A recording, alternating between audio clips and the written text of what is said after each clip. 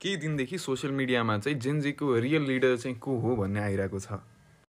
खासमा real leader भन्ने नै छैन। जेनजी भनेकै 1997देखि 2012सम्ममा जन्मेका उमेर समूहको चाहिँ मान्छेहरू हो।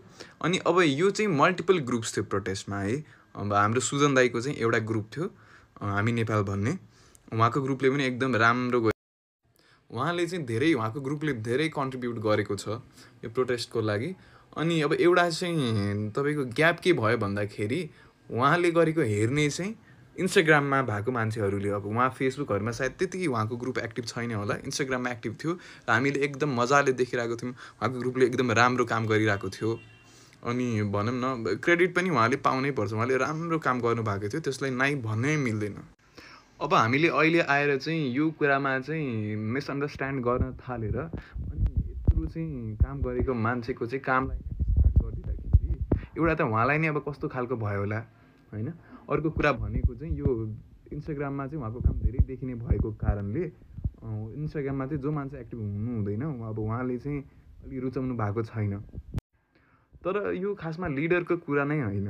एक हिसाबले उहाँहरूले नै सरकार चाहिँ गठन गर्नमा ठुलो चाहिँ सहयोगिता भयो उहाँहरूको।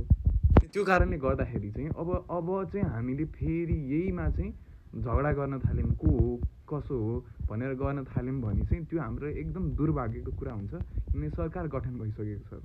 अब यसमा पनि उहाँलाई अब त भनौँ न हाम्रो एजेन्डाजहरू के छ त, बेटर नेपालको लागि के चाहिन्छ भन्ने कुरा चाहिँ यो पुट फोर्थ गर्नलाई पो हामीले उहाँलाई इन्करेज गर्ने हो होइन। अब त फेरि गऱ्यो भने त फेरि अस्थिरता आउँछ देशमा। सरकार फेरि त्यो अलिकति कम्प्रोमाइजिङ ठाउँमा चाहिँ हुन्छ। त्यो कारणले उहाँको कन्ट्रिब्युसन एकदम राम्रो छ है, मैले आफैले देखेको छु, मैले यतिकै भनेको पनि होइन। अनि उहाँ डिजर्भ पनि गर्नुहुन्छ प्रेज। अब दिनरात नसुतिकन गर्नुपर्छ, यस्तो हामी पनि कतिजना सुतेको छैनौँ होला, तर सुत्दै नसुत्दाखेरि मान्छेको भनौँ न अब अलिकति गाह्रै हुन्छ नि त। बोल्ने बेला पनि अलिकति टुङ्गो हुँदैन, उहाँ थोरै भावुक हुनु बोला, थोरै बेलामा आक्रोशित हुनु बोला। तर त्यस्तै हुन्छ नि, मान्छे सुतेन भने इरिटेटेड हुन्छ, के हुन्छ। यो एकदम ह्युमन गुण हो। अब उहाँले चाहिँ जुन तरिकाको चाहिँ बिहानदेखि बेलुकासम्म खट्ने काम गर्नुभएको छ, त्यो गर्दाखेरि धेरै गाह्रो हुन्छ। त्यो कारणले बरु इन्स्टाग्राममा पनि उहाँहरूको काम हेर्नुहोस्। उहाँ चाहिँ भनौँ न उहाँको group is a deserving group है। त्यसको लागि चाहिँ मेरो पनि उहाँहरूलाई एकदम बेस्ट लक, बेस्ट विसेस छ। उहाँहरूले चाहिँ त्यो यत्तिकै गर्नुभएको होइन, राम्रो काम गरेरै पुग्नु भएको हो। प्लिज यो यसरी चाहिँ के भन्छ डिबेट भयो, कसले के गर्यो, को लिडर भन्ने कुरा भयो भने उहाँको ग्रुपको लिडर उहाँ नै हो है, अरू कोही होइन। म त्यो अरू केही भन्दिनँ, उहाँको ग्रुपको लिडर उहाँ नै हो, राम्रो काम गर्नुभएको छ।